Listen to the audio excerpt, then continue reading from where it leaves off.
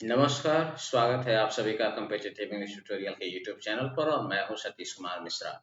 जैसा कि मैंने पिछले वीडियो में भी आप लोगों को बताया था कि अब मैं एजुकेशनल वीडियो अपलोड करूंगा आने वाले 2024 के आरएमएस और सैनिक स्कूलों की परीक्षा को ध्यान में रखते हुए, ताकि ज़्यादा से ज़्यादा विद्यार्थी अंग्रेजी विषय में मैक्सिमम स्कोर कैसे कर सकें या 100% स्कोर कैसे कर सकें, उसका रोड मैप क्या होगा, ताकि उस बताए हुए तरीके और स्ट्रेटजी को ध्यान में रखकर यदि आप तैयारी करेंगे तो आपको सैनिक स्कूलों में मैक्सिमम सफलता के चांसेस बनेंगे। यानी अंग्रेजी के जो 25 क्वेश्चन पूछे जाते हैं उसमें 25 में कम से कम 24 आप कैसे सही बनाएं। सही तरीके से स्ट्रेटजी फॉलो करेंगे तो 25 में 25 बनाना कोई बड़ी बात नहीं है। तो आइए आज मैं अंग्रेजी के उस ब्लूप्रिंट की चर्चा करूंगा जिसके ऊपर यदि आप फोकस करें और उसके अकॉर्डिंग आप अपने अध्ययन को धार दें तो आप आने वाले परीक्षा में 100% सफलता की गारंटी है। तो बिना देरी किए हुए मैं आपको लिए चलता हूं अपने कंप्यूटर स्क्रीन पर। ये जैसा कि आप देख पा रहे हैं मेरा माइंड मैप है और माइंड मैप पर मैंने जो पहला हेडिंग दिया है वो हेडिंग ही कह रहा है the blueprint of success in English.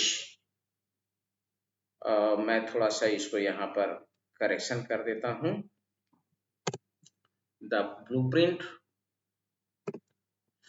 For success in English, right, ये सही यूज है। तो सबसे पहला जो काम होता है अंग्रेजी की स्टडी अगर आपको परीक्षा के दृष्टिकोण से करनी है तैयारी, तो इसमें सबसे पहली जो बात होती है वो होती है सिलेबस। तो आपको पहले सिलेबस पता होना चाहिए। अब देखिए ये है अंग्रेजी का सिलेबस, जो आप सैनिक स्कूल के वेबसाइट पर जाएंगे तो वहां पर ये सिलेबस अपलोडेड है। इसमें कुल 25 टॉपिक इन लोगों ने दिया हुआ है, AISSC ने लोड किया हुआ है। ये बिल्कुल सही बात है कि प्रश्न इन्हीं टॉपिक के अंदर से पूछे जाते हैं।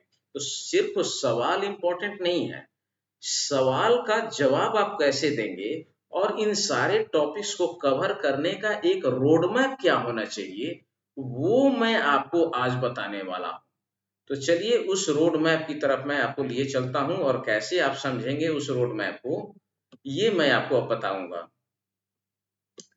यहाँ ग्रामर को हम क्या करते हैं कि सबसे पहले ग्रामर को बांटते हैं पार्ट्स ऑफ स्पीच में। उसके बाद पार्ट्स ऑफ स्पीच को जब समाप्त करेंगे तो उसके बाद हम बढ़ेंगे सेंटेंस में, वोकैबुलरी में, कंप्रीहेंशन यानी अनसीन पैसेज, और सबसे इंपॉर्टेंट टॉपिक क्या है। तो मैं एक एक करके इन सारे टॉपिक्स को समझाता हूं कि आखिर अंग्रेजी की तैयारी करने के लिए जो रोड मैप होना चाहिए वो रोड मैप क्या है।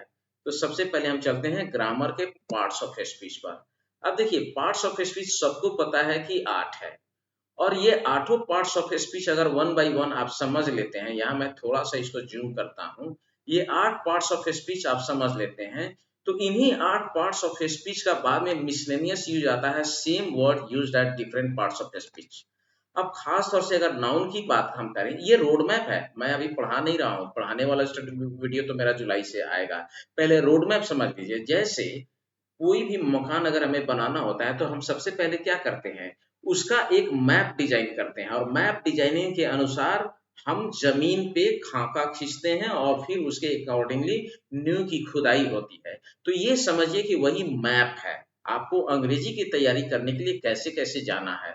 इस अंग्रेजी में काइंड्स नाउन की जब हम स्टडी करते हैं तो नाउन में हमसे सबसे पहले नाउन के बाद हम जानेंगे काइंड्स ऑफ नाउन, और काइंड्स ऑफ नाउन का जब स्टडी करेंगे उसके बाद इसके साथ हमें पढ़ना है नंबर, जेंडर और केस।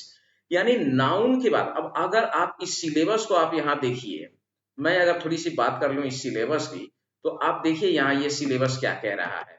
मैं इस सिलेबस की ही बात कर रहा हूँ अभी।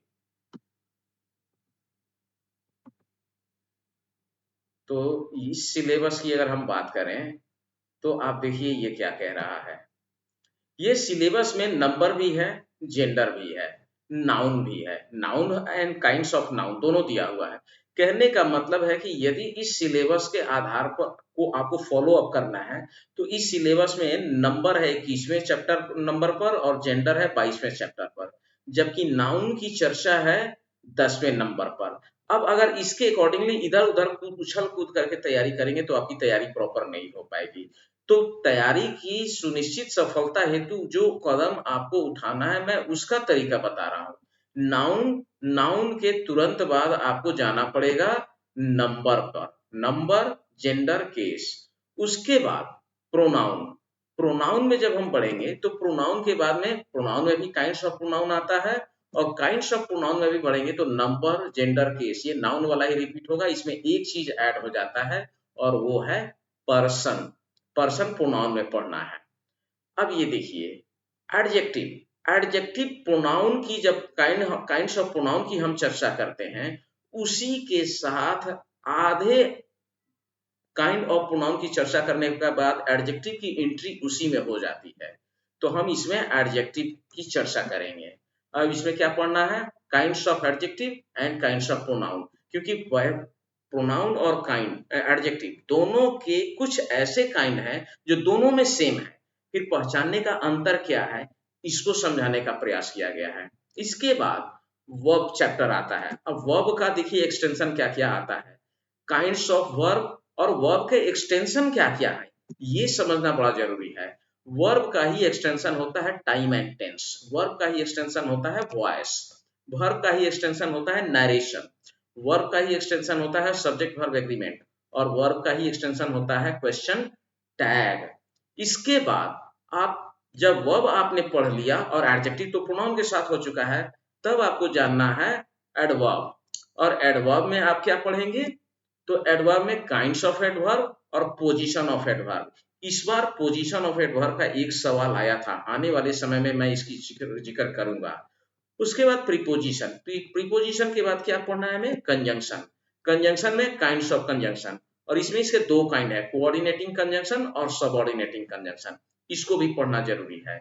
इंटरजेक्शन एक बहुत छोटा सा चैप्टर है, और जब ये सारे हो गए तो सारे पार्ट्स ऑफ स्पीच को जब हम मिलाते हैं तो सारे पार्ट्स ऑफ स्पीच को मिला करके हम पढ़ते हैं यहाँ पर same word used as different parts of speech के रूप में। अब इसके बाद मैं आपसे अगर बात करूं तो ये मैं बात आपसे करूंगा और बताऊंगा कि इसके बाद हमें आगे क्या करना है। सेंटेंस। सेंटेंसेस का भी जिक्र है सिलेबस में। इसमें फॉर्मेशन ऑफ सेंटेंस या ordering of words in sentence, ये एक ही होता है। और सेंटेंस में ही हमें पढ़ना है सब्जेक्ट एंड प्रेडिकेट, और इसके बाद टाइप्स या काइंड्स ऑफ सेंटेंस, ये पढ़ना हमारे लिए जरूरी है। जब ये हम जानते हैं उसके बाद आते हैं वोकैब पर। वोकैब में क्या क्या पोर्शन आते हैं? तो antonym, synonym, words denoting collection, one word for many, idiomatic comparison, rhyming words, words misused and confused, idioms and phrases, cries and sounds of animals and objects, and word building. अब word building की अगर हम बात करें, ये भी एक बेहद महत्वपूर्ण टॉपिक है।